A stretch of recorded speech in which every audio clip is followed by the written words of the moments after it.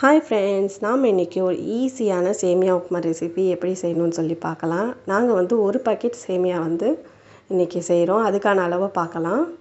அதுக்கு ஒரு கடாயில் 2 ஸ்பூன் அளவு குக்கிங் ஆயில் சேர்த்துக்கோங்க. எண்ணெய் சூடானதுக்கப்புறம் 1 ஸ்பூன் கடுகு உளுந்த பருப்பு சேர்த்துக்கோங்க. இதோட நம்ம வச்சுருக்கிற ஒரு பல்லாரி வந்து நல்லா நீல வாக்கில் ஸ்லைஸ் பண்ணி சேர்த்துக்கோங்க. நல்லா ஒரு பெரிய பல்லாரியாக எடுத்து ஸ்லைஸ் பண்ணிக்கோங்க. நம்மளுக்கு இதோட சேர்த்து நல்லா வதங்கட்டும். நம்மளுக்கு வெங்காயம் வந்து நல்லா ப்ரௌனிஷ் ஆனதுக்கப்புறம் வத்தலையும் கருவேப்பிலையும் சேர்த்துக்கலாம். கருவேப்பிலை 2 வத்தலும் சேர்த்துக்கோங்க. இது நம்மளுக்கு நல்லா வதங்கி வரணும். இந்த மாதிரி ஸ்டேஜில் ஒரு பெரிய சைஸ் அளவு தக்காளி நல்லா ஸ்லைஸ் பண்ணி சேர்த்துக்கோங்க.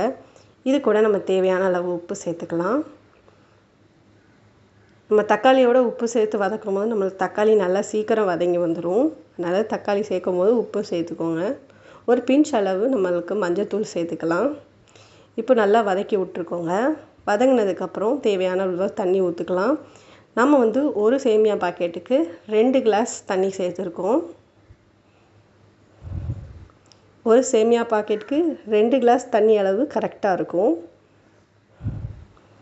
நம்ம மூடி வச்சதுக்கப்புறம் கொஞ்சம் கொதி வந்ததுக்கப்புறம் இந்த சேமியா வந்து நம்ம இதோட ஆட் பண்ணிக்கலாம். இப்போ வந்து நம்மளுக்கு இந்த சேமியாவில் நல்லா தண்ணி வற்றுற அளவுக்கு நம்ம கிண்டி விட்டுக்கலாம். அப்பப்போ அடி பிடிக்கும், அதனால் அப்பப்போ கிண்டி விட்டுட்டே இருங்க. நம்மளுக்கு நல்லா தண்ணி வற்றிச்சுன்னா நம்மளுக்கு வந்து சேமியா ரெசிபி ரெடி ஆயிடும்.